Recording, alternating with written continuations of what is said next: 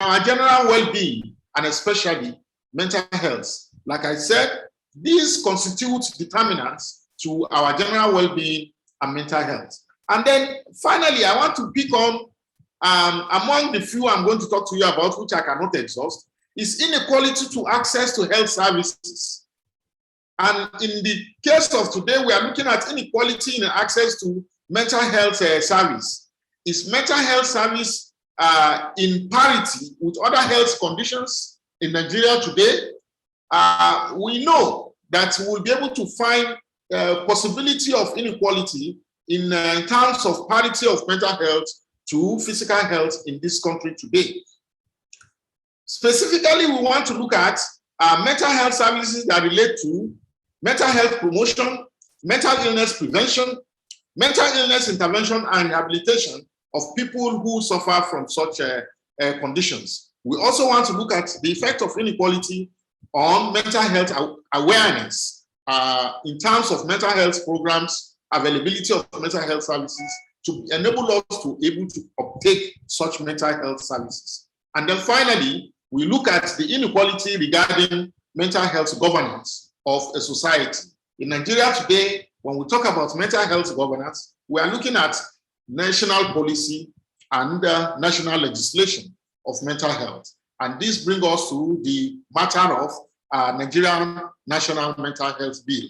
We believe that if we are able to get this mental health bill passed, it will go a long way in addressing what our erudite presenters will talk about in terms of inequalities regarding mental health.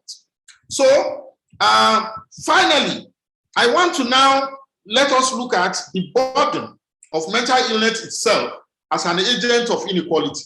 That you suffering from mental illness itself has already programmed you and put you in a position where you will suffer certain degree of inequality. And I believe that we are ready today to listen to those who are going to shed us more light on the burden of mental health and inequality in Nigeria due to either poor funding as a result of meager budgetary allocations, provisions, or lack of integration of mental health in other health services, or poor private sector participation, or lack of health information management for mental health, which will actually prevent us from being able to plan adequately for mental health. And very significantly, the issue of stigma and lack of awareness, prevalent and enduring myths and misconceptions about mental health in Nigeria, and mental well-being and mental illnesses. So I want to crave your indulgence to bring forward two erudite scholars and highly skilled clinicians that will engage us on the relationship between stress and mental health in an unequal world. And first and foremost, that will talk to us today is someone that we all know very well, the founder of ACIDO Foundation, who is also a senior lecturer and a senior consultant at University College Hospital, Ibadan.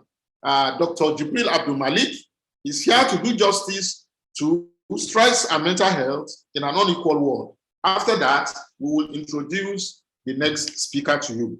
Dr. Abdulmalik, please, you have the floor. Go ahead. Thank you. Right. Thank you very much, sir, my president, Professor Taiwo Lateef Sheikh. Thank you very much for that very excellent overview of what we are here to do. Without much ado, I'm just going to proceed and start the ball rolling. Good afternoon, ladies and gentlemen, and thank you very much for joining us this afternoon. So I will be talking about stress and mental health in an unequal world. And I also want to appreciate Mega Life Sciences for partnering with the Association of Psychiatrists in Nigeria to carry out this very important and educative seminar to educate us about mental health and inequalities on the occasion of the World Mental Health Day. We look forward to many more of such partnerships moving forward. So I will basically cover this very quickly, this outline, talk about introduction to basic concepts, talk about stress, then stress and our mental health, before then marrying these three components as inequalities, stress, and mental health. And thankfully, the president, Professor Sheikh, has given us a very good overview of inequalities, so has made my life very easy. So I'll focus on basic concepts of mental health, and then we'll talk about stress. So it's important for us from the onset to appreciate that the WHO defines health as a state of complete physical, mental, and social well-being. We all remember. So, but we tend to focus almost exclusively on physical health, and we neglect our mental and social well-being, which is not ideal. So if you then look at it, the three components of health as defined by the WHO, they are very closely interwoven, interconnected. They are not mutually exclusive. So you find that physical health problems will affect your mental health, which will affect your social well-being, and they affect one another in that manner. So for instance, if I have a diagnosis of cancer now, and the cancer has already spread through all of my body, and they tell me, sorry, there's no point doing surgery, it's already widespread. Right? That's a physical diagnosis, physical health problem. But do you expect me to go and do Thanksgiving in that situation? No, I'm going to be very upset and I may become depressed. So that will be a mental health complication of my physical illness. On the other hand, social aspects. If I have that cancer, for instance, and they say, well, even though we can't operate again, you need to do radiotherapy, you need to do chemotherapy, and each session costs 70,000, and we will do every week for 6 weeks to reduce the tumor before we can consider whether to operate it. And then they say they do the operation, and then in the period of that period, my kidneys shut down. I need to do dialysis. Dialysis is 15,000 to 20,000, and I need to do it twice a week. Very quickly, I'll become broke. And you may have to do GoFundMe to support my medical bills. And that will then be the social complication of my physical injury or my physical diagnosis of a cancer or kidney failure. So it's important for us to appreciate that these three components of health are closely interconnected and interwoven. But let's focus on mental health. The WHO says that good mental health is the ability to enjoy 4 things. Number 1, fulfill your potentials. Each and every one of us, we have unique potentials. So how do you fulfill your potentials? Sorry, I just realized it wasn't on slideshow. How do you fulfill your potentials? If you go to the bank and you want to transfer money, they will look at your face. Then they will say, come and put your fingerprint. Because each and every one of us, our fingerprints is unique and different.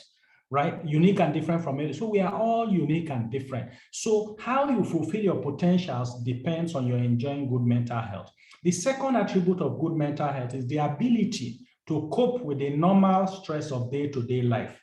Please underline cope with normal stress. So what that means is whoever you are, no matter how much money you have, no matter how much power you are going to have to deal with stress. How do you then cope? How do you deal with the stress in your life? And the stress for person A differ from stress for person B. So my stressors may be different from the stressors of Professor Sheikh, may be different from that of Ms. Matti, and so on and so forth, and Professor Ndukuba. Our stressors are different. How do you cope with your own stressor? Depends on your mental health. And that's why we'll be talking about stress and mental health in this afternoon. The third attribute is to work productively, and the last is your interpersonal relationships with people. That also is a reflection of your mental well-being.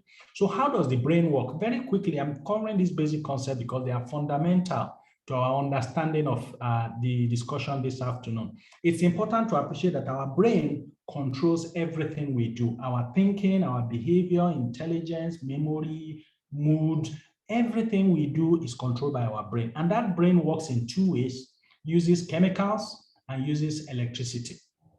So a disease of electrical activity of the brain will be epilepsy, where the person may have seizures, convulsions, for a short period of time when the nerves of the brain are firing abnormally. So a disorder of electrical activity will be epilepsy. Disorders of levels of chemicals in the brain will give you mental health problems like depression, like psychosis, and so anxiety, and so on and so forth. So mental health problems occur as a result of changes in the level of brain chemicals. So let's move on to stress. Stress is a concept that is borrowed from physical nature, and it connotes when you apply a force onto something. So the force may be internal or be applied from external.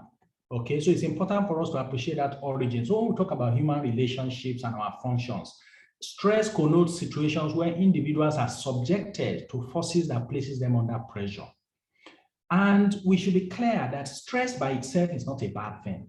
If you have an exam tomorrow, or you have a job interview with the WHO or with the United Nations, you will be a bit stressed, you'll be a bit anxious, and that stress will not allow you sleep. So you stay awake, checking everything you think you need to know, right? So that stress gives you an extra push. So stress by itself is not bad. Indeed, it may be a good thing. So good stress motivates you to put in your best. For instance, when you have an exam or an interview and so on, okay, and overcoming life's challenges. But bad stress is when the pressure that you are being subjected to overwhelms you, that beyond your ability to cope, or it is sustained for a long time that you gradually wears you down, then it becomes a bad thing. And that is when it becomes a threat to your physical and emotional well-being. So what are the determinants of stressful situations? There are 5 determinants. Number 1, our inner strengths, our inner coping mechanism, which is our resilience or our vulnerability. We'll come back to those 2. The second determinant of stress is the duration, how long the stressful situation lasts for. The third one is the amount, the intensity. Sometimes stress can be for a short period of time, but it's so intense that it breaks us down. The fourth one is the environment or milieu in which the stress is happening, whether it's at home alone, because sometimes marriage or the home environment, family environment may be the source of stress, or it may be the work environment. But if you then have stress at home and stress at work, that's also a determinant. It makes it more likely that you'll be overwhelmed. And the fifth one is the social support system that you have available to you. So the first attribute, which is our internal attribute, has to do with our resilience or vulnerability. And I explain it as having 2 balls. If you have a ball that is made of glass, another ball that is made of plastic, the one that is made of plastic, if you throw it against the wall several times, it will bounce back. The wall will not break, the ball will not break. That is resilience, our ability to bounce back in the face of adversity and challenges. The second ball that is glass, throw it against the wall once and it will shatter. That is our vulnerability, okay? So, but it's important for us to appreciate that every human being is a unique admixture of resilience to certain types of stress, as well as vulnerability to other types of stress. All of us. There is nobody that is 100% resilient. There's nobody that's 100% vulnerable. So I may be resilient to certain challenges, but some other things will break me. Some other people may be more resilient to other things, and other ones will break them. So it is, first of all, know yourself, understand yourself, and then work on overcoming your vulnerability and strengthening your resilience. So that's the point, that we all have our strong points as well as our vulnerable points. So what are stressors? Anything that creates stress is a stressor, and they push us. They push the limit of our resilience, and they expose our vulnerabilities. Okay, it can be things like threats, physical threats, insecurity, financial difficulties, life changes such as having a diagnosis of cancer or HIV and so on, work overload, frustration, trauma, bereavement. So stress becomes a problem when it's lasts for a long time and is all-encompassing, is pervasive. That is when stress becomes a bad thing. So who are those particularly at risk of developing, of having a lot of stress? People who have high expectations, who are set very high standards for themselves. They are not satisfied with minimal effort, and so people who are usually very committed. And then individuals who have a vulnerable personality or have a previous history of mental illness may be vulnerable to experiencing a lot of stress. Those who are isolated from home or have difficulty in relationships, facing many stressors that is outside their control, or they have a poor work-life balance and very little social support. So when you are stressed, your body pours chemicals, adrenaline, there are stress hormones, stress chemicals, adrenaline, cortisol, and your heart starts beating very fast, your muscles are tense, and when that continues for a long time, it becomes bad for you.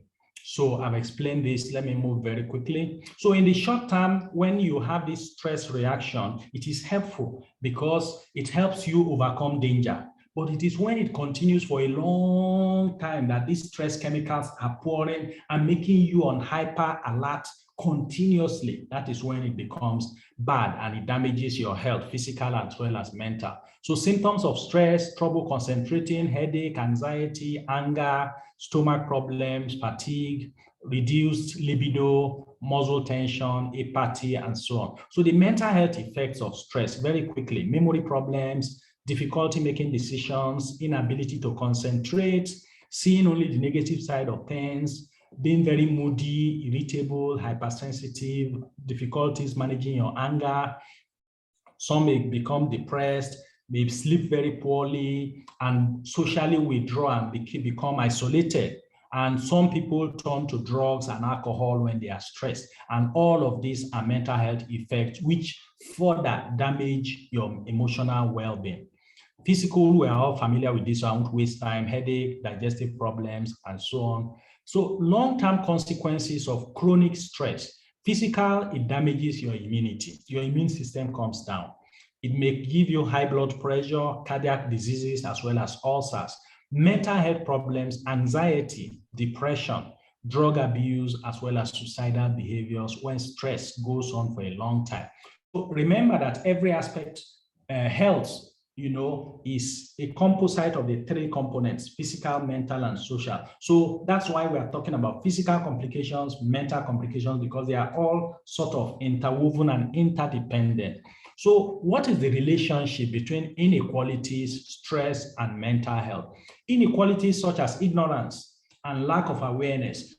I'll come back to this, but this is a very, very important aspect of inequality, especially with respect to mental health, that people simply do not know. There's a lot of misconception and superstitious beliefs around mental health issues.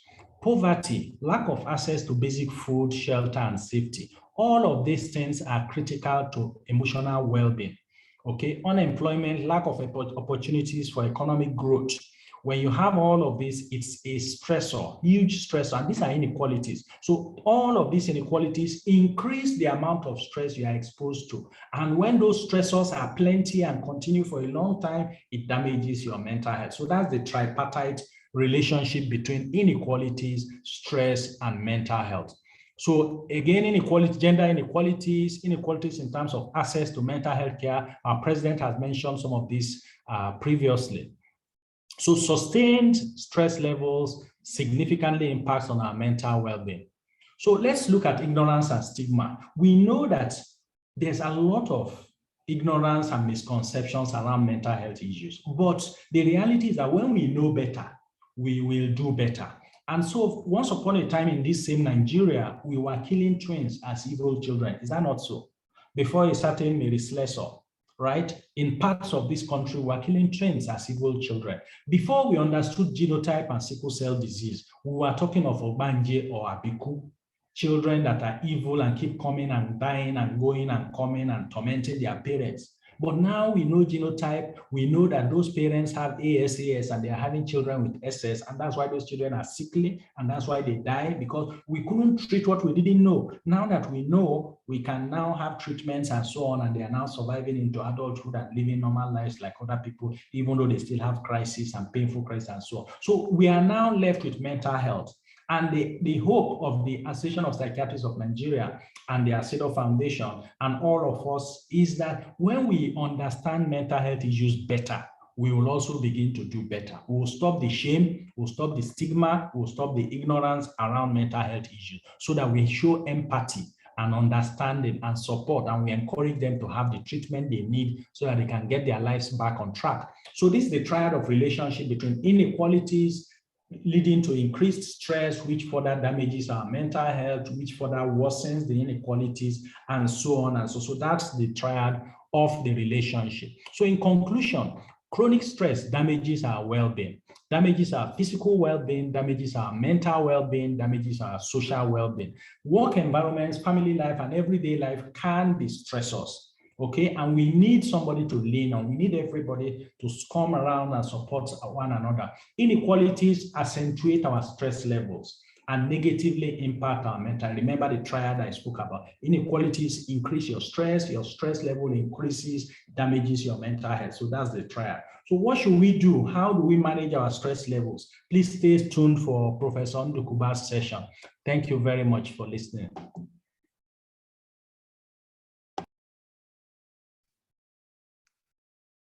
Wow. Thank you very much, Dr. Abdulmalik. You are always who you are. We are very grateful. You did not disappoint us. We didn't expect less from you. I'm not going to take the repertoire to summarize what he has presented now. I would rather want to allow our next erudite professor of psychiatry from University of Nigeria, Nsukka, who is also a chief consultant psychiatrist at the University of Nigeria Teaching Hospital, Enugu, Professor Appolos Ndukuba, who is going to do justice to management of stress in an unequal world. So thank you very much, Prof, for giving us your time to come and talk to us about this. We are listening to you, sir. Thank you. Thank you, my president. Thank you, Abdulmalik. Thank you, our collaborators and everybody in the house. I don't know if my screen is on. Hello?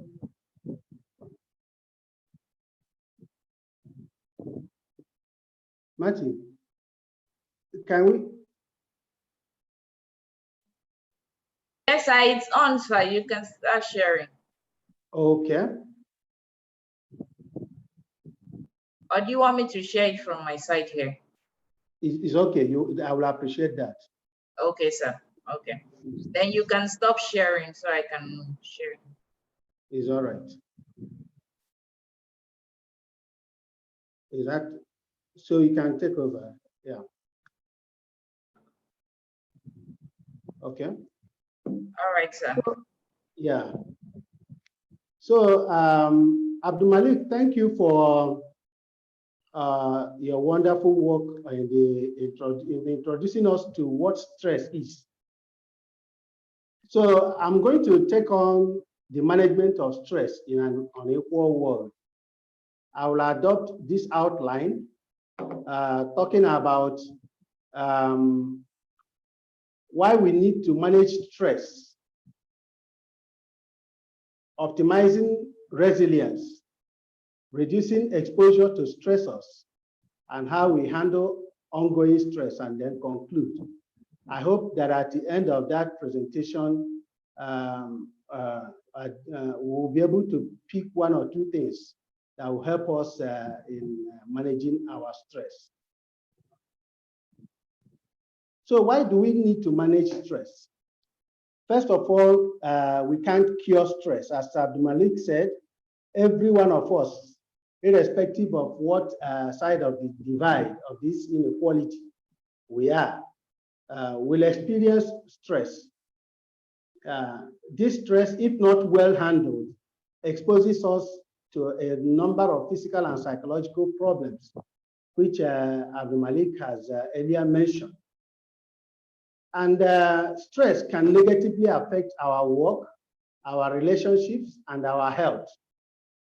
It has a quantifiable impact on our body and health, thus making it more difficult for us to live a happy, healthy life.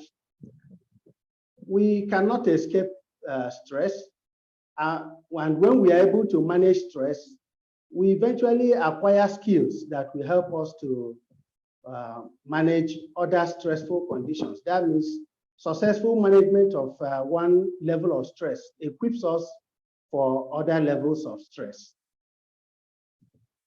So we may not be able to, as our people say, to stop the bird of sorrow from flying over our heads, but we can stop it from making a nest on our heads. This effort to stop them from making a nest on our heads is our avenues of managing stress. The first thing we need to discuss if we are going to manage stress is resilience. We need to understand or appreciate what was the level of health, what was the level of at which the person is operating before the stressful event occurred. Resilience refers to our ability to cope mentally or emotionally with our crisis, or our ability to return to our pre-crisis status quickly. It exists when an individual uses mental or behavioral processes in promoting assets and preventing himself from potential negative effects of stressors. Resilient people see difficulties as challenges, and they tend to respond with actions rather than emotions, rather than seeking for pity and playing victim. So we can imagine what resilience,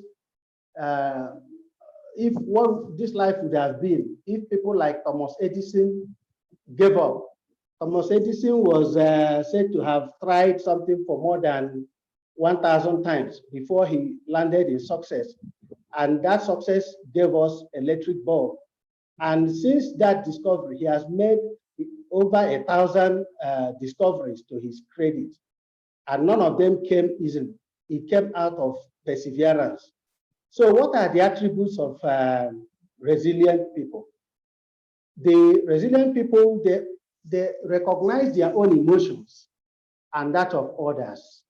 They are people with very high self-esteem.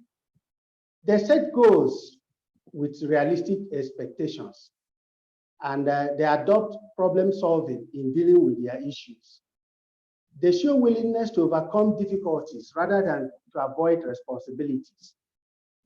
Resilient people adopt optimistic thinking patterns, and they learn from their mistakes, and they know when to seek help. So, how do we build resilience? As Abdulmalik said, resilience and our vulnerability, the balance of it tells us how much of stress we will feel. So, in building resilience, we need to build our connections. We need to foster wellness. We need to find purpose in life and embrace healthy thoughts and seek help when we need it. In building connections, there is need for us to connect with people. Here, we need to connect with people who will add positive things to us, not toxic people. We need to join groups, be it in the community, in the church, in our professional bodies. These groups, of course, we know that there are people whose means of support derives from these groups. So the more we experience these groups, the better for us and for our resilience.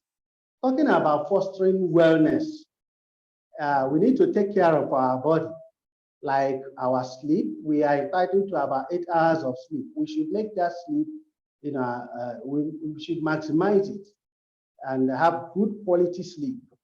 Our food, our exercises, these things are important because stress takes a huge toll on the body. And if the body is already in a compromised state, the impact of stress will be huge on us. We need to practice mindfulness. Mindfulness entails that we dwell in the present and focus at the present situation. We need to avoid our negative outlets like alcohol and drugs. Some of us, when we have problems, we go and drink it off. Drinking does not remove the stress. So we need to find purpose in life. Sometimes when we are, sometimes we think we have nothing to offer, but when we help others, it validates our usefulness and helps us to even make an attempt to even dare to do more. We need to volunteer in services and in helping others and to be proactive.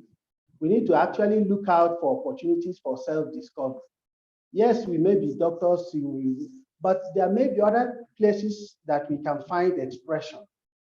These new avenues of self-discovery adds to our resilience. So, and we need to embrace healthy thoughts. You see, we need to keep things in perspective and accept change. If you remember, there are things that we cannot change, and there are things that we can change. For the things that we can change, yes, we go ahead and do something about it. But for those things that we cannot change, we need to accept it and learn from our past.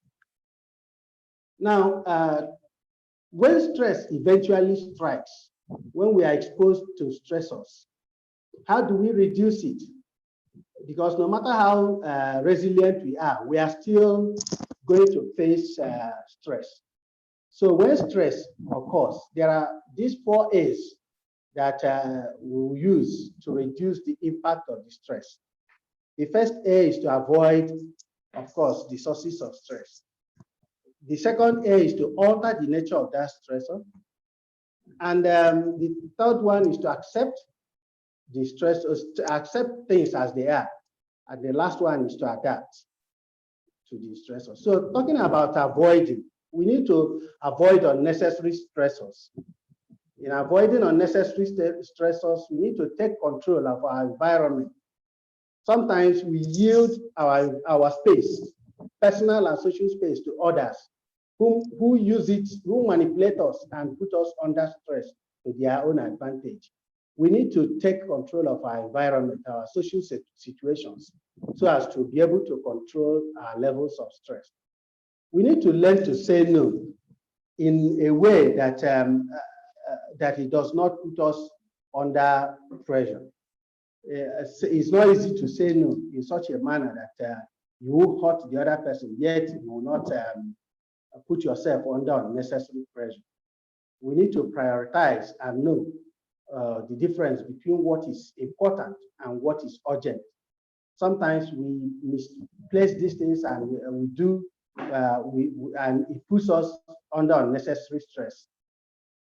Yeah, the next thing is to alter the nature of the stressors.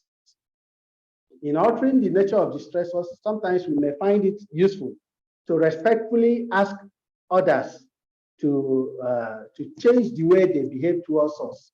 And in doing so, we also must be willing to change the way we do things. And we should be able to communicate our feelings using feeling words like, I don't like the way you have handled this matter. If my boss has put me under unnecessary stress, I should be able to not saying it as if I'm not involved. When we use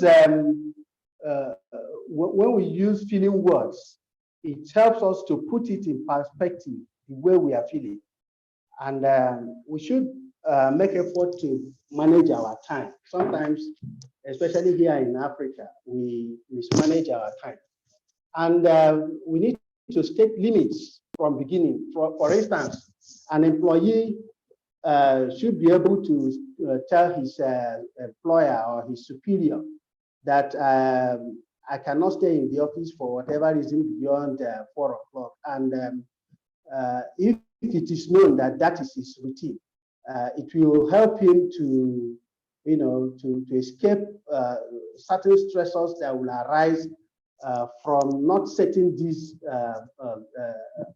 things ahead of time. And in accepting the stress, the things that we can change and the things that we cannot change, the serenity prayer comes to mind. In 1951, Reinhard Niebuhr said this prayer, and it is still relevant. God grant me the serenity to accept what I cannot change, the courage to change the things that I can, and the wisdom to know the difference. You know, the Alcoholics Anonymous adopted this, and it's still very relevant to every one of us. Sometimes there are things we cannot change, and for those things we can't change, we really need to be humble enough to accept that we cannot change them. We need to talk to someone, and sometimes it will be helpful to forgive, even to forgive ourselves when we make mistakes, especially honest mistakes. So, and we need to adapt to our new situations, because like the COVID has presented us with a new level of stress. We need to begin to adapt, wearing masks, doing things that ordinarily we are not doing. And emotionally also, we need to adjust to our new standards with expectations, realistic expectations. Sometimes we need to bring down our expectations. Many of us set out being doctors, hoping that in so time we'll do this, we'll do that. But now that we are in the field of play, we have seen how difficult things are. We need to really readjust our standards and our expectations.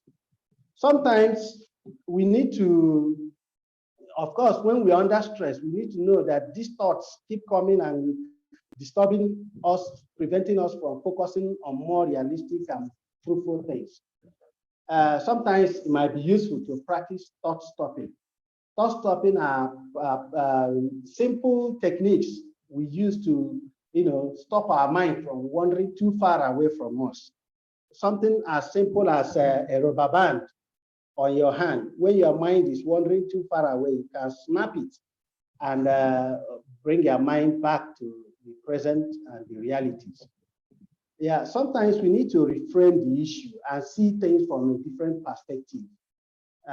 Saying a mantra, adopting a mantra like there's this mantra, I can do all things through Christ who strengthens me. It's one common phrase we Christians say, and sometimes it can really help us to forge on even in the face of challenges. And then we need to learn to see the big picture. Sometimes when we are focusing on the immediate problem, we tend not to see the whole thing, the whole matter as a whole. Yeah, so with when we adopt these measures, I believe that it will help us in actually reducing our levels of stress. And this takes us, but that may not be enough to handle everything about the stress. It takes us to nutrition, the role of nutrition in handling stress. Stress makes a huge physiological demand on us. Dr. Abdulmalik was attempted to, tell us all the things that happen, the flight and fright reactions, all the physiological changes that take place. Yeah, they are all taking a toll on the physiological function. Sometimes stress influences the choice of our food, and both in quantity and quality of the food. You can imagine somebody, those that live in Lagos and find themselves frequently on the long queues. You left work by 5 o'clock, and by 9 o'clock, you are still on the queue. Of course, if you see the bones and the mineral, anything you see on the road at that time, you find yourself eating what ordinarily you may not want to eat, and both in the quantity, and some people even use eating food to cope with stress. So all these things can have implications for our handling of stress. And talking about nutrition, some of the hormones and enzymes that, all the pathways that are involved in our handling of stress eventually boil down to things that we need, that we take in through food, like the serotonin and the epinephrine and all those things. They all are derivatives of amino acids, which proteinous foods should provide us. So you can imagine what happens when the individual, is not nutritionally balanced. Other nutritional things that are necessary will include omega-3 fatty acids, vitamin C, zinc, the B vitamins, selenium, and of course, we know that stress may impact negatively in our achieving a healthy diet. And this is where sometimes nutritional supplements may come to play. So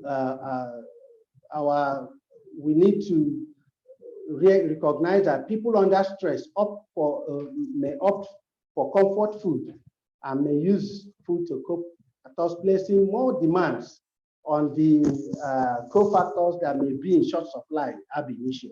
Stress can affect our choice and the quantity and quality of food.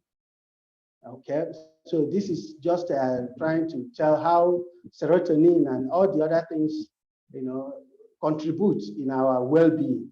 Next. Yeah. Okay, this is trying to tell us where sources of some of these nutritional sources of some of these things. Okay. Yeah. We're talking about vitamin C. We all know how vitamin C plays a role in immunity. And this is talking about the natural sources of these things. Okay. Someone in demonstrating the importance of vitamin C, exposed marathon runners to vitamin C, two groups. So one group, he gave 1.5 grams of vitamin C, and to the other group, 500 milligrams of vitamin C or a placebo daily for some time. And later compared their cortisol level and found out that those that had 1.5 grams of vitamin C recovered faster. And you know that cortisol is the stress hormone that we elaborate when we are under stress. So this goes to show how vitamin C is important in our dealing with stress. And we cannot forget the role of B vitamins. These B vitamin B5, B12, all of them are all needed because they play a role in the development and maintenance of our nerves. We are also cognizant of the fact that other elements like magnesium, selenium, zinc, they are all important, especially with respect to our immunity. And of course, we know that when our immunity is low and we are under stress, we are going to succumb more to the negative impact of stress. And when we succumb, it heightens our stress and it becomes a vicious cycle. So apart from nutrition, the next thing that can help us to stand strong is exercise. Okay, and the good thing is that you don't need to be an athlete to benefit from the benefits, to achieve the benefits of regular exercise. It is more beneficial when you have a habit, you form the habit of exercising before you are exposed to stress. Why? Because stress, at the exercise, during the exercise, our body releases this feel-good neurotransmitter endorphins, which help us to, feel good and can reduce the depression that comes with stress. Okay, it also reduces the negative effects of stress, and during the exercise, your mind we have an opportunity to focus on other things other than your sources of stress. Yeah, and you need to be regular, about 150 minutes of moderate exercise like walking, or about 75 minutes of vigorous exercise like running per week to achieve the maximum benefit. You must make the exercise a deliberate thing and not something that you begin to do when you are under stress. The next thing we need to talk about is relaxation. The people that sang the song allow me to enjoy myself. It's not easy to relax, especially when we are under stress. But if stress unsettles us, relaxation will give us an opportunity to even sit back and look at these things and return quickly to our normal state. There are some basic skills that help us in relaxation. The most fundamental is deep, slow, diaphragmatic breathing or deep breathing. Meditation, visualization, progressive muscle relaxation, stretching. All these are different methods of relaxation. There are a whole lot of programs in the internet that can teach us how to relax.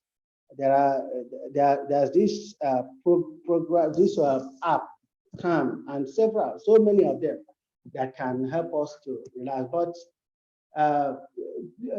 to demonstrate what this can look like, for instance, in deep, slow diaphragmatic breathing, this process, which is fundamental to it, is even incorporated in other methods of relaxation.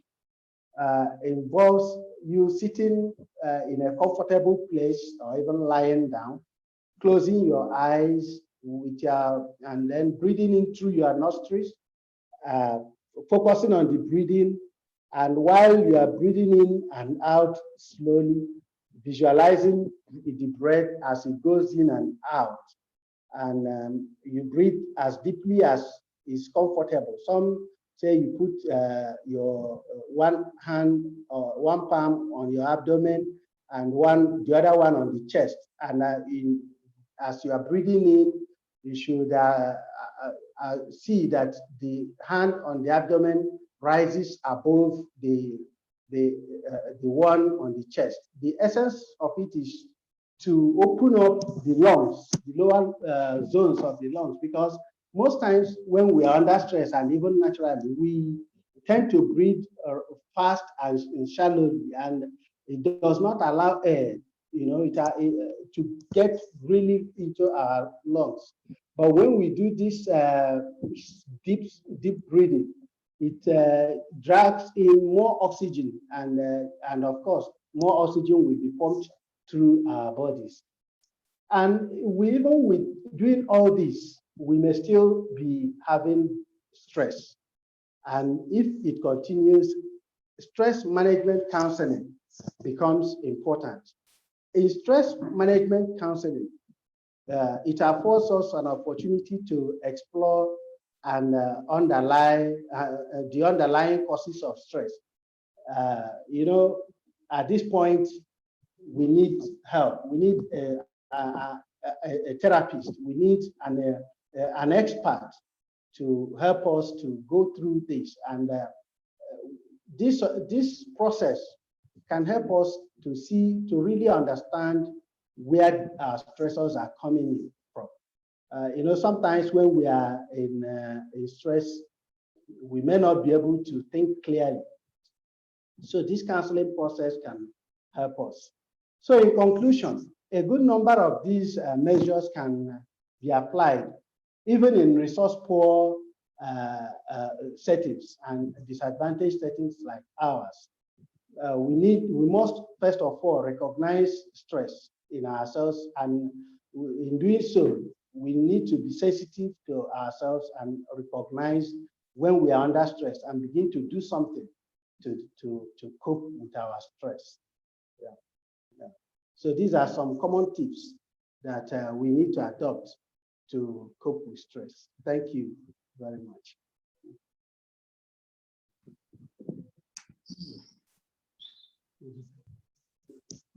Wow. Thank you very much, Professor Appolos Ndukuba, for this very excellent presentation on how we can manage stress in an unequal world. So I want to thank our listeners for their patience and for their being very attentive it went very smooth. There were no distractions. We didn't hear some unwanted noises, or we didn't see unwanted images.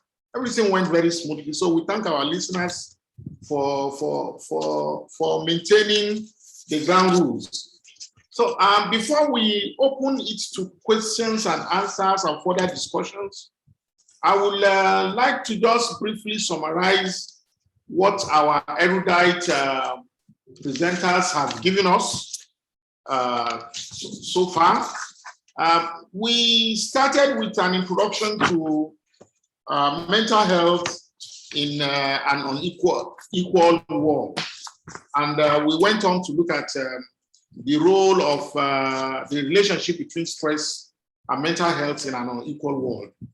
And of course, we mentioned the social determinants of health and social determinants of mental health, which we can now understand that they could be really source of stress to us, especially when there are elements of deprivation in such situations.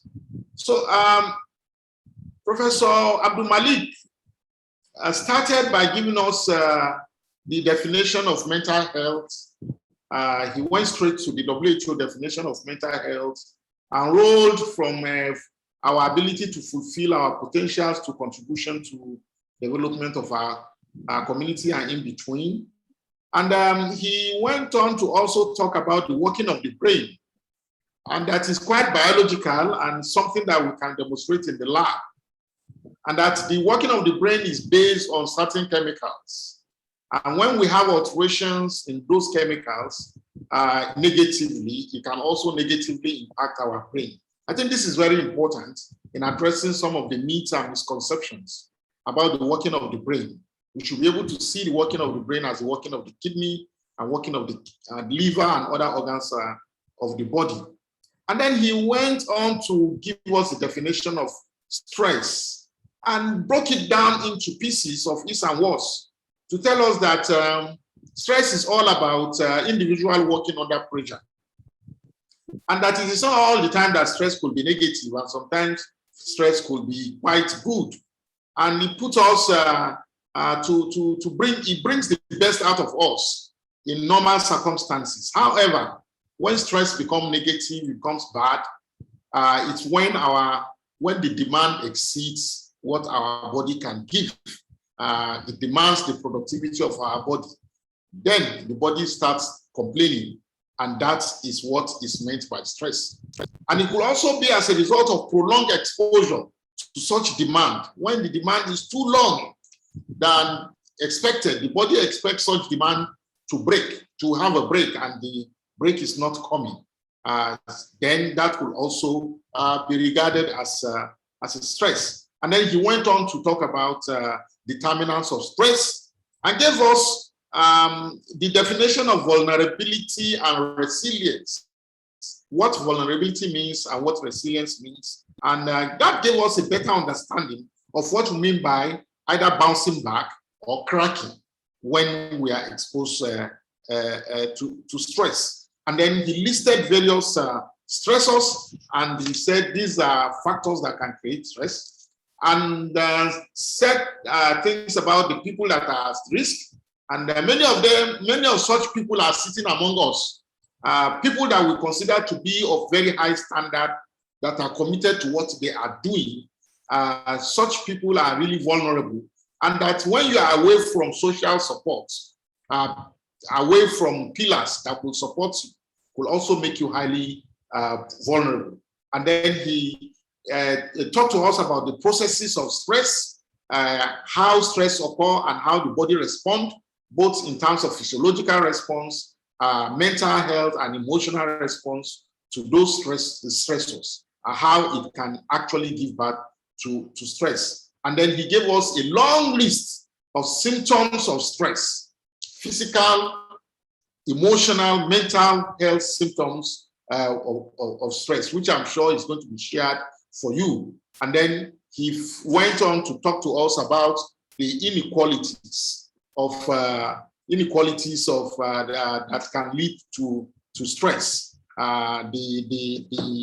the consequences of such inequalities on our mental health and how it can lead to stress. And he really hammered on the role of ignorance and lack of awareness about what mental health is all about.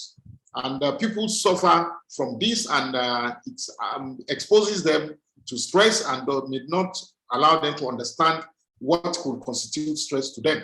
And he also mentioned the role of poverty, lack of access to basic amenities of life, issues of unemployment, gender inequalities, and lack of adequate access to quality, effective mental health care.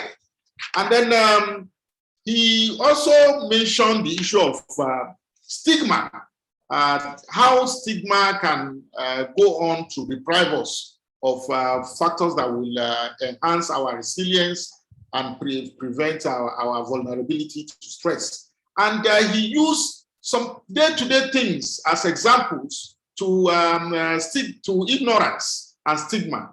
He said there were times when twins were being killed until the coming of Mary's Lesser.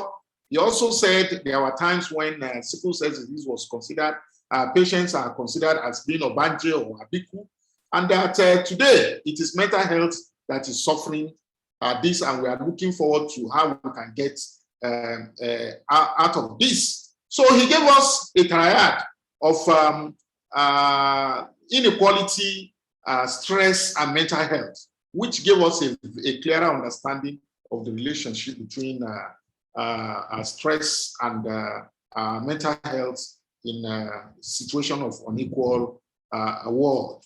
So he said chronic stress has its own deleterious effects on the body and your mental health, and chronic stress could also have to do with your environment, especially your work environment. And he gave us that summary, and we are quite satisfied with what he has given us. And then that was followed up by the presentation of Professor Ndukuba, who gave us how we can manage, tips on how we can manage stress. He said stress is very important for us to know how to manage it, because we cannot cure stress. And stress has its own consequences, physical and psychological consequences and mental health consequences of stress. And he enumerated them. He said stress can go on to affect our work environment, and it can affect our relationships at home as well. And that stress could also lead to lack of family cohesion. It could affect the way we bring up our children. He further reminded us that as much as that we cannot stop stress, we shall know how to manage it. And he gave an example with the saying that we cannot stop the bird of sorrow from flying over our head. However, we can stop it from, constructing a nest over our head by knowing how to prevent and manage stress as it should be. He went on to talk about the role of resilience, our ability to cope mentally, emotionally, and be able to return to our pre-crisis status. And he stressed the attributes of resilient persons. And such attributes include recognizing our own emotions and also respecting those of others, which I consider to be fulfilling the definition of emotional intelligence. He said that we should be able to set our goals and learn from our mistakes. He further on went to say that we must know how to build resilience. And building resilience involves building connections, healthy connections, not toxic connections. We should be able to foster well-being, find people that are going to be very empathetic in our lives, not to further become toxic to our lives. To join groups that will foster wellness, to also be able to engage in activities that will foster wellness, especially respect our sleep, eating good, maintaining good, very good exercise, and then also to practice mindfulness. Today we know mindfulness is very important, and there are so many areas where you can practice mindfulness. That we should avoid negative coping strategies, such as use of alcohol and psychoactive substances, that this is very easy for people to jump into in the face of stress. He went on further to say that we need to find purpose in our life, to be able to discover ourselves and help others. That many a times when you are able to discover yourself and help others, it also gives you a lot of coping skills. He encouraged healthy thoughts. We should be able to accept changes. And he went on to say that when we are exposed to stress, what are the things that we do? He mentioned 4 A's. And those 4 A's include avoidance, alteration, acceptance, and adaptation. And if you are able to maintain these 4 A's, you will be able to know how to manage your stress. He gave us the example of the serenity prayer, to the prayer that we say that God should grant us the serenity to accept what we can change, to the courage to change what we can, and to also the wisdom to be able to recognize the difference. So he went on further to talk about the role of nutrition in stress, and he specifically talked about fatty acids, energy, food, dietary serotonin, dietary vitamin C. He even went on to talk about the research that has been done on the role of dietary vitamin C and and our resilience to be able to go back to what we used to be. So that he went on to talk about relaxation and various types of relaxation techniques that we can undergo. And then if you have a problem related to stress, don't be shy to seek for help. Approach the professionals that can offer you stress management counseling that will help you to be able to come out of it. And then he concluded by stressing that it is very important that we recognize stress, and the recognition of stress will go a long way in equipping us on how to manage your stress. And he gave us some tips on how to recognize stress. So at this point, I want to again thank the 2 erudite scholars, highly skilled mental health practitioners, on what they have given us today, which we'll take home and we're going to use effectively. I don't know. I want to call on Yemisi. Will you want to talk about your presentation before we take question and answers? Yes, sir. Yes, sir. So that we'll take it once and. Very good. So you have a floor from here. Go ahead and make the presentation. Thank you so very much, Prof. It's been a very educative time so far. And I'm very sure that our listeners will also agree with me that it's been a very interesting and very educative session so far. I'm trying to share my slide.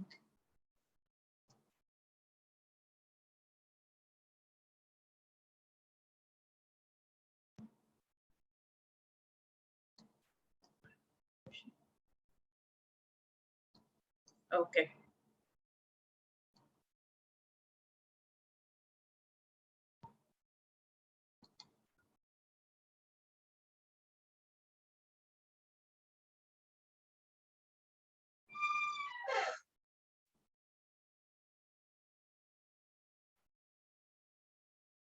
Okay, good afternoon, everyone. My name is Yemisi from Mega Life Sciences. And in the next 5 minutes, I'll be talking to us who've heard a lot about stress and its relation to mental health. And just very quickly, we've also heard that we all have stress. The good stress and the bad stress, we all have stress, right? And the interesting part is that we've also heard that our goal is not to eliminate stress, because we need them. The good ones, we need them to propel us forward, to aim higher, to achieve better objectives in our life. So our goal is not to eliminate stress, but also to learn how to manage. Ndukuba has told us how to manage. So our goal is to learn how to manage it and how to use it to help us. So I would also want to share with us the ABC strategy of how we can manage stress, from what also Professor Ndukuba has also shared with us, the 4 A's, we've seen that. So awareness first is to know what causes of stress and how do we react to stress. We need to first of all get that, to know that. Then secondly, the balance. There's a thin line between the positive and negative one. We've seen that from Dr. Abdulmalik's presentation. Then we also need to know how much we can cope with stress before it becomes negative. How much of it can we take in before it becomes negative? Then also finally, how can we control or combat the negative effect of this stress on our body? So this afternoon, I present to you, ladies and gentlemen, Ginsomin and Ginsomin E for us to take charge and stay strong. Ginsomin for him and Ginsomin E for her. What are the benefits of Ginsomin and Ginsomin E? It has antioxidant effect, which you have seen a lot that Professor Ndukuba has talked about, the B vitamins, the vitamin C, the selenium, he talks about that. And these are antioxidants that helps us to mop up free radicals that is being generated in our body due to the cortisol level that is being increased. And free radicals, we know that they damage our cells. So we need antioxidants to help us mop up these free radicals. We also need the vitamins and minerals that are necessary. This helps us to build our immunity. We've seen that Dr. Abdulmalik told us that stress damages the immunity, so we need vitamins and minerals to help us build our immunity. And also ginseng is a widely researched herbal that helps us, is an adaptogen. It helps us to cope with this stress, the cortisol level. It brings it down to minimal in our body. And like I mentioned earlier, ginseng is an adaptogen. It increases the body's resistance to stress. And how does it do this? Ginseng is a steroid-like phytochemicals which counter the effects of stress. The glycoside acts on the adrenal glands, helping to prevent adrenal hypertrophy and excess corticosteroid production in response to stress. So in essence, ginseng as an adaptogen helps the body to cope with the effects of stress in the body. It helps the body to resist the stress and the stress level in our body. And the combined effect helps in relieving fatigue, weakness, low energy level in daily living, and it also helps us to increase energy level. Thereby, the patient is active and alert throughout the day and able to sleep well at night. Then Ginsomin also have antioxidant effect, like I mentioned earlier. It has vitamin E, it has vitamin C, it has vitamin B complex in it, and it also has selenium, which helps us to mop up free radical and thus slow down premature aging in the process. Then we've also had studies that shows that ginseng improves overall well-being in human, and this is done because ginseng has panastriol, and this has been shown to help improve quality of life and feeling of well-being over years, and that's the study. Also, there's clinical studies that have shown that ginsenoside in ginseng, which you have in Ginsomin, enhances libido in both male and female, and you have quite a number of that, and this can help also to facilitate erection. Like when Professor Ndukuba was rounding up, he made mention of counseling. These are things that people silently don't talk about, because when the stress in us, the cortisol level is being increased, it affects the libido, and this brings crack in our home. So, and when these things happen, when sex is being affected, when issues like this rise in the home, it's not something that people easily discuss. That's when you start hearing irreconcilable differences and all that. Until you go and see a counselor, that's when, even if the counselor is not even good enough, they might not open up. But this is something that is eating deep into our society in both male and female, right? So we need to really pay attention to this. But ginseng and Ginsomin enhances libido in both male and female, and it has been widely researched on that. So Ginsomin is being given 1 capsule daily with meal at breakfast, and the contraindication for Ginsomin is uncontrolled hypertension, seizure disorders such as epilepsy, pregnant women, breastfeeding women are not meant to take Ginsomin or Ginsomin Eve, and women on certain medication like thiazide diuretics are not also supposed to take Ginsomin Eve because it has other herbal supplements. So ladies and gentlemen, for stress, general well-being, immunity, and performance in terms of libido boosting, you can trust Ginsomin 1 capsule daily in men.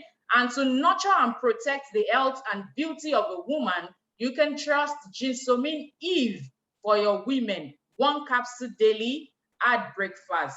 Thank you very much. Prof, over to you, sir.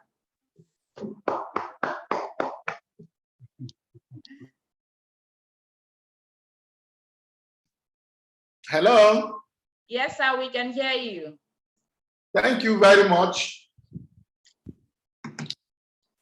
So we can go on now to take the questions and answer. Yes, sir. Great, a great presentation. I'm sure a lot of them will now be dreaming of Ginsomin. Yes, sir. And how to use Ginsomin. Yes. When I look at the question and answer column here, we have some questions, a few questions. There is the first question that is saying that there appears to be an diagnosing of mental health issues in Nigeria. Why is this so? I believe this is directed to Professor Jibril Abdulmalik. You want to say something, Professor Abdulmalik? Okay, sir. Thank you very much. So thank you very much for this question. I believe that part of the reason why it appears like we have underdiagnosis of mental health issues is part of the major barrier is the ignorance about mental health issues. People don't recognize that this is a mental health problem, 1. Number 2 is shame and stigma that serve as barrier for people. How would they hear? Let them not hear that my daughter is depressed. Let them not hear that my brother has psychosis. Let them not say there is madness in my family. So because of that, people hide and cover the problems or go to Babalawo or pastors or fast rather than come forward. So these are the issues. And so we know that the number of patients coming to our clinics, to our hospitals is just the tip of the iceberg. The majority in the community are hidden away. So that is why it may appear like there is an underreporting of mental health issues. And if you want to do a community survey, a population survey, it costs a lot of money.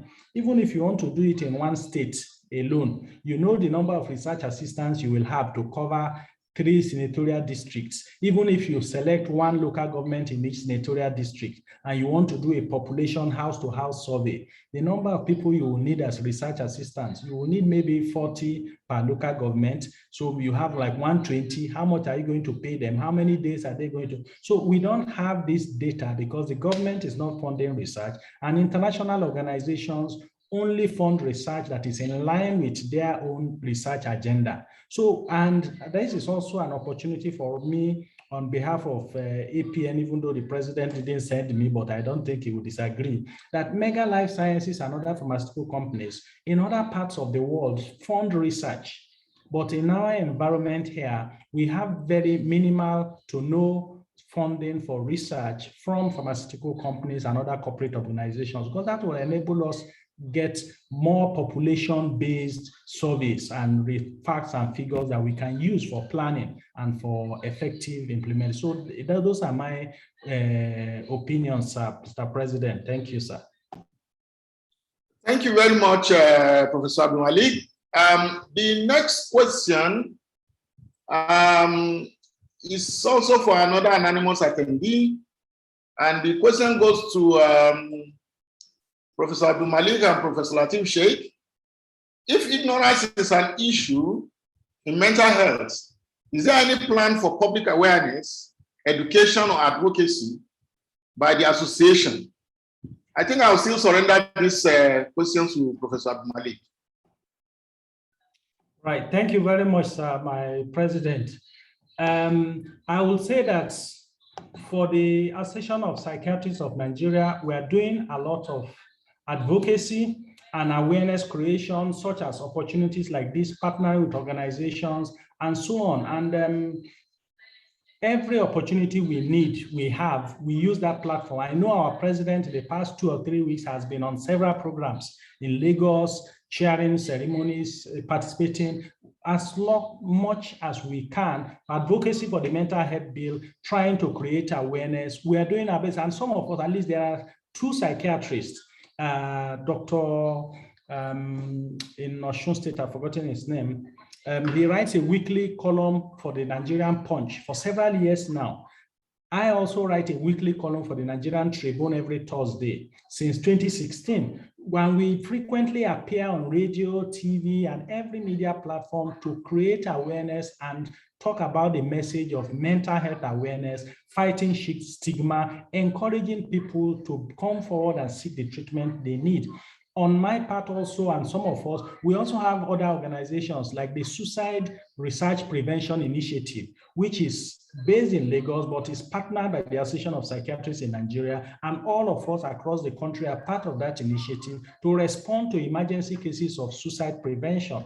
The Asido Foundation is also an NGO that I founded. Again, we partner with the Association for Psychiatrists in Nigeria. We recently had a training on CBT with partners from the US, the Beck Institute, and other partners to create awareness. We do a lot of advocacy online to create awareness. You can follow us on social media, at asidofoundation.com and so on. And then follow us, get tips on emotional wellness and share it, engage with us. And so we are trying our best, but we need all of us here in this audience to support us. It's not a job for psychiatrists alone. It's not a job for the Association of Psychiatrists in Nigeria alone. Everybody has a role to play. I'll put the foundation address in the chat room after this. So all of us have a role to play. We all have something to do. Thank you very much. Thank you, sir. Thank you very much, Professor Abdulmalik. Yes, we are doing a lot of things to be able to increase advocacy, sensitization, and public awareness about mental health. And like he has rightly said, one key thing there is the mental health bill. If we have good mental health legislation in Nigeria, it will force government to implement the policies they have for mental health. And these policies include within needs, advocacy, awareness campaign, sensitization about mental health.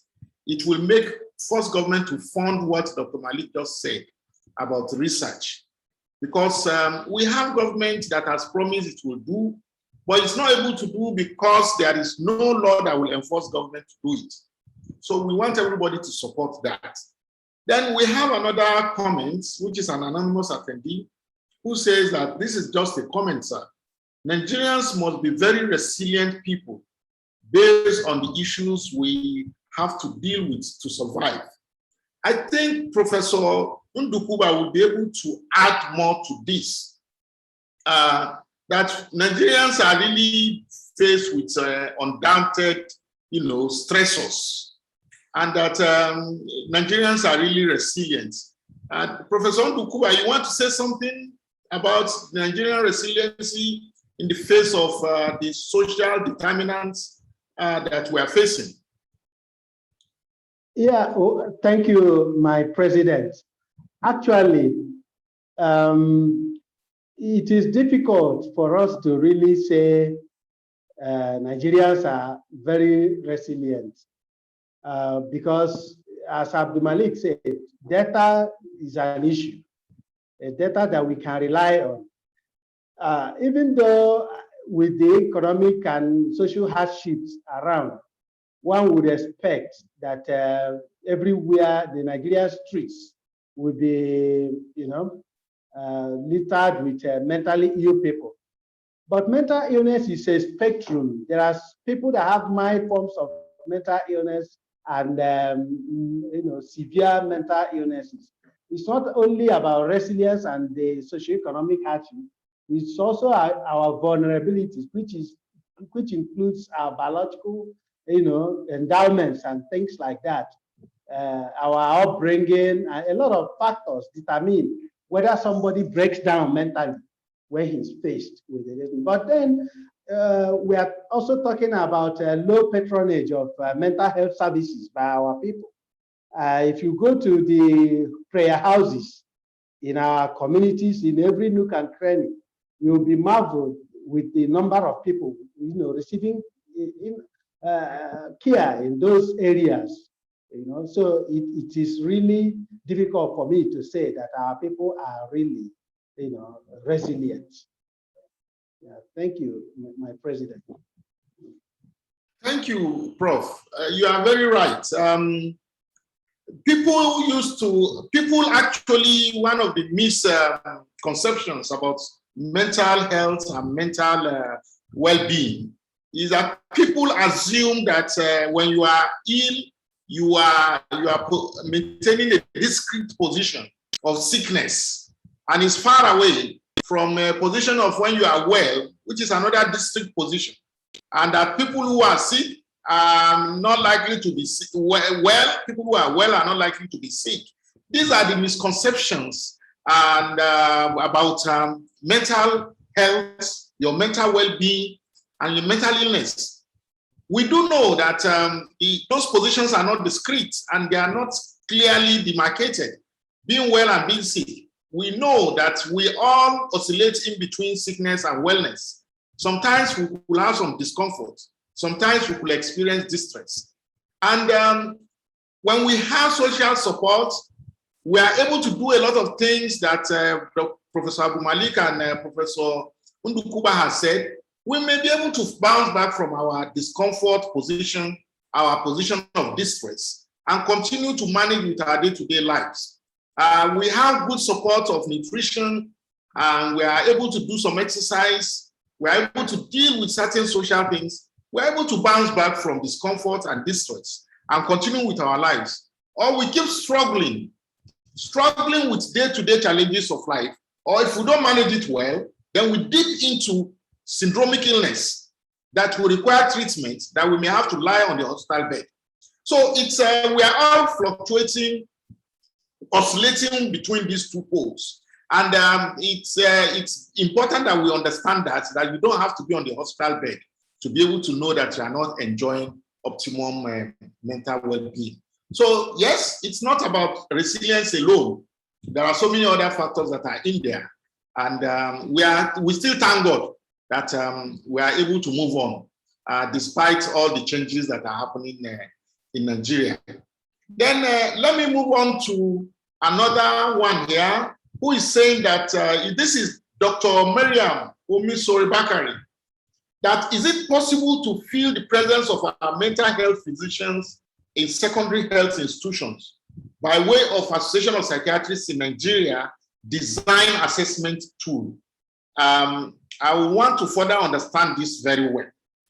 Is it possible to feel the presence of our mental health physicians in secondary health institutions by way of APN design assessment tool prior to referral, especially when attending physicians has psychosomatic disorders as differential diagnosis? So maybe they need a tool to be able to deal with that. This will be more targeted in our setting with high patient flow, with consequent little patient-physician interaction. Professor Ndukuba, will you be able to, will you deal with this particular question?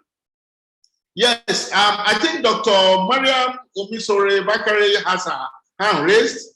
Can you allow her to clarify what she... Yeah. Yeah. Good afternoon, sir. Good afternoon, doctor. Yes, sir. Thank you very much, sir. What I meant is that, sometimes in the secondary health facilities where we don't have psychiatrists or the psychiatric institution attached, and we see some of these patients whom you think you can actually make a brief assessment and then refer. Something that will make it faster to assess them What I mean by that is, the patient flow is usually high. So even when you know what the patient may be struggling with, you don't have that time. Yeah, the time factor is there. That can APN have something like a design tool to really like have a checklist, like somewhat a checklist. Okay, this, then you need this, and then refer appropriately. And we know we've talked about stigma. They rarely want to go there. They rarely want to go on referral. So I don't know if I'm clear enough now, sir. Yeah. Thank you. My president, can I take it? Yes, please go ahead, Prof. Yes. The scenario she's describing is a very valid one. Most times, the primary health care, the secondary health care system, they are the first port of call for people who have mental health problems. And many times, these people are not identified. It's not we all know that even in tertiary health, it is difficult for people to really appreciate mental illness. If people can easily appreciate psychotic illnesses, which is the tip of the iceberg, but the whole lot of the other people go on unrecognized and unattended. WHO has an instrument, which is the MH gap, which comes in very handy. The problem is that many times, many countries, subscribe to things and they don't follow it up. MH gap comes in handy for screening and even intervening at the primary basic level in these settings and referral. It's very detailed, covering almost all the mental health issues, and even detailing the interventions that have to be done. The problem is that many people, many states have not domiciled it. It's not being used, but it's a very, very useful tool. The MH gap, I think, will serve this purpose that my colleague is asking about. Yeah, thank you. Yes, thank you very much, Prof. You are very right. And we have actually piloted the integration of mental health into secondary and primary health care in Nigeria using the MH gap, which we have adapted for Nigeria. I believe very soon some states will roll out, and possibly the federal government will also roll out the integration training for primary health workers and those who are in the secondary health facilities. I also believe that companies like Mega Life Sciences and other companies and funding NGOs will also be able to organize some training for healthcare practitioners to be equipped with how to use the Nigerian adopted MH gap document. Thank you very much. Then I have a 3-in-1 question for Mega Life Sciences. Yemisi, I hope you're around. Yes, sir. Yes, I have a 3-in-1 question for you. First, an anonymous attendee wants to know how much Ginsomin and where they can get it. Note that down. Yes, sir. How much is it and where they can get it? Then I have a question from pharmacist Marco Mwobike. And the pharmacist is asking, is Ginsomin different from other multivitamins? So you need to let us know whether Ginsomin is different from other multivitamins. And then the third one is also from an anonymous attendee. Please, what is the difference between Ginsomin and Ginsomin Eve? Okay. So you have 3-in-1 questions. Let me see. Really 3-in-1. Thank you so much, Prof. Thank you so very much. First and foremost, I would like to just back up or support what Professor Ndukuba just said, that at the primary health centers and also the general hospitals, stress is one thing that brings a lot of patients back over and over times. And sometimes they come back with the same complaint that is being mentioned by Professor Abdulmalik, the fatigue, the consistent headache, the body ache and all that. And you've done, their blood pressure is normal, they are not, you give them anti-malaria, they still come back again even after using it, and they've abused thereby even ACTs now we have created resistance. So maybe we should start also looking towards the stress aspect of it, that it could be if we can take off the stressor or give them a supplement that could help them cope with the stress. It could maybe reduce the level at which they take a lot of, abuse a lot of ACTs and other NSAIDs that they use most often. So having said that, I would like to dive into the 3-in-1 question like Prof has put it. The first is, how much is Ginsomin and where can we get it? Ginsomin is 1,900 for a month therapy. So at every registered pharmacy across Nigeria, you can get Ginsomin there. Ginsomin Eve, they are available at every registered retail pharmacies across Nigeria, right? So the second question is that Ginsomin, the difference between, is Ginsomin different from other multivitamin? Well, I can only attest to what is in Ginsomin. I wouldn't be able to say much about what is in other Ginsomin, but I will also back my saying with quotes, with references. You know, a lot of studies that has been done online on ginseng containing multivitamin are peculiar to Korean Panax ginseng, and that is what gives results, right? So I wouldn't know what is in other products, but what is in Ginsomin is the Korean Panax ginseng 4 to 6 years roots that is being harvested and the extract taken out, and that is what we use in Ginsomin. So when you're talking about a product that can give you benefit of your money, Ginsomin is one product that you can trust. So when you're going out and you want to get a brand of ginseng containing multivitamin that will give you results of your stress, that whatever it is, the research that has been done on ginseng, you can get the benefit, you can definitely trust Ginsomin. You can hit your chest on Ginsomin, that it will give you the benefit of your money. So for other brands, I won't be able to say. I don't know if it's ginseng powder. I don't know if it's Korean Panax or Siberian ginseng. Or we have quite a whole lot of ginseng, but the ones that will give you the benefit is the Korean Panax ginseng, 4 to 6 years roots.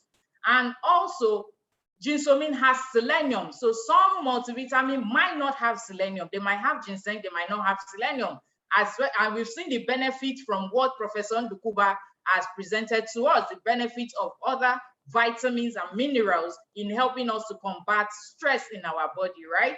And finally, some roots, some might even have 900 microgram, not even up to 1 milligram, but they will not. And what you need before you can benefit, you need at least 50 milligram. Research has shown us that you can consume even as high as 200 milligram of Korean Panax ginseng per day. But what you have in Ginsomin, if you're going to be taking it on daily basis, is enough, 50 milligram Korean Panax ginseng. And finally, the difference between Ginsomin and Ginsomin Eve. Ginsomin is for male, Ginsomin Eve is for female. Ginsomin Eve does not have as much as ginseng that Ginsomin has, because women don't need that much. It has 40 milligram ginseng, and it also has other phyto extract that is designed to take care of women's skin, hair, and nails, because that's the beauty of a woman.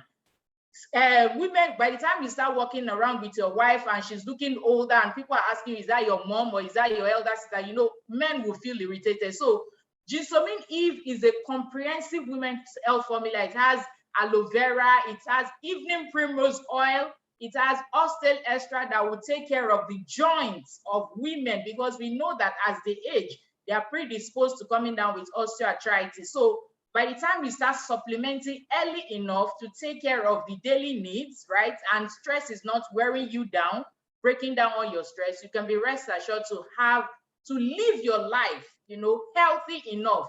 And as it's saying in Mega Life Sciences, we want you to stay healthy as long as you live. So that's the much I can say about it. Thank you, Prof. Thank you very much, MEC, for this elaborate explanation about Ginsomin and Ginsomin Eve. Now, me, myself, I know the difference between the two. So I'm not likely going to take Ginsomin Eve. I will check properly when I'm getting it across the counter to be sure that what I'm taking is not Ginsomin Eve. Thank you. Then I have this question that is going to Professor Abdulmalik. It's about someone who, I think, Professor Abdulmalik, did you answer the question? It's about someone who said something about somebody who is always saying she wants to kill herself. Professor Abdulmalik? Yes, sir. Are you?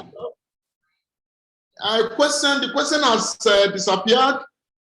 No, I typed an answer to it. Maybe that's why it disappeared. Okay, there are two questions that you have typed answers to, maybe for the benefit of others. Okay, sir. So one of them is a comment that Nigerians must be very resilient because we are going through a lot of stress. And I agreed with that comment, that I agree. But at the same time, we don't want to break anybody's back. Nobody should beat his chest and say, I'm very resilient, so I want to keep accumulating stress. We have to look at how to manage our stress. So that one is a comment. The second one about somebody who is always threatening to kill herself and whether they can bring such a person to a foundation. So my response is that suicidal attempts or threatening to kill oneself is a psychiatric emergency, and it has to be handled as an emergency. If someone is threatening to kill herself or threatening to kill somebody else, it should be treated as an emergency, especially when we know that the person has a background mental health illness or is depressed. So that person must be taken as a matter of urgency. The same way if you see somebody with a fracture whose leg is bleeding, we'll quickly rush the person to hospital. That is the same way such a person should be rushed to the nearest department of psychiatry or psychiatric facility for urgent attention and most likely admission and expert care. That was my response, sir. Thank you, sir. Thank you very much, Prof. Thank you indeed, you and Professor Ndukuba. Mega Life, I will now hand over the mic to you for a vote of thanks to our listeners. On behalf of myself and my two colleagues, we deeply appreciate Mega Life for your role in this year's World Mental Health Day and bringing it to the forefront to Nigerians what stress mental health is all about, especially in an unequal world, a world that is full of challenges, a world that is full of discrimination, a world that is full of inequities, a world where if you have mental illness, you are already living in a very discriminative manner. So thank you very much, Oluyemisi. Thank you, Mega Life. Thank you so very much, Prof. Thank you so much for being an approachable person and a father figure to us, because it wouldn't have been possible if you did not accept our proposal. So thank you so much on behalf of Mega Life Sciences, the association. We look forward to better partnership in the future. Thank you, Professor Abdulmalik, for making out time despite your busy schedule. I've seen a lot of activities you've done in the past 1 week, 2 weeks, thereabouts, on this same, to celebrate the same World Mental Health Day. Thank you, Dr. Ndukuba, Professor Ndukuba, the wise man from the East. You know, we've not met, but you took the whole challenge with an open hands. Thank you so very much. It's been wonderful. Thank you to all the participants. And please, my closing remark will be that please do not let's underestimate the effects of stress. We've seen that from all the presentations from the experts. Please, as soon as your patients, your family, friends, you know, kindly give an open advice, kindly look towards stress, and let's find a way to cope with stress. There's a product you can trust, Ginsomin and Ginsomin Eve are there for you, and they've been working for over years. It's widely researched, and I hope that we use it in our practice, and it will also definitely get us the benefits that it has been given for over decades ago. So thank you so very much, everyone, for standing in, for taking out time, and I wish you all the best. Have a wonderful week ahead. Thank you so very much, and happy World Mental Health Day 2021. Thank you. Bye. Bye to you all. Thank you. Thank you. Thank you. Bye-bye. Yeah. Thank you. Thank you, Dr. Link, too. Thank you. Yeah. Thank you very much, everyone. Yeah, thank you. Mhm. Yeah. Professor Abdulmalik, thank you. Thank Bye-bye. you. Yes, Thank you very much. bye, sir. Bye.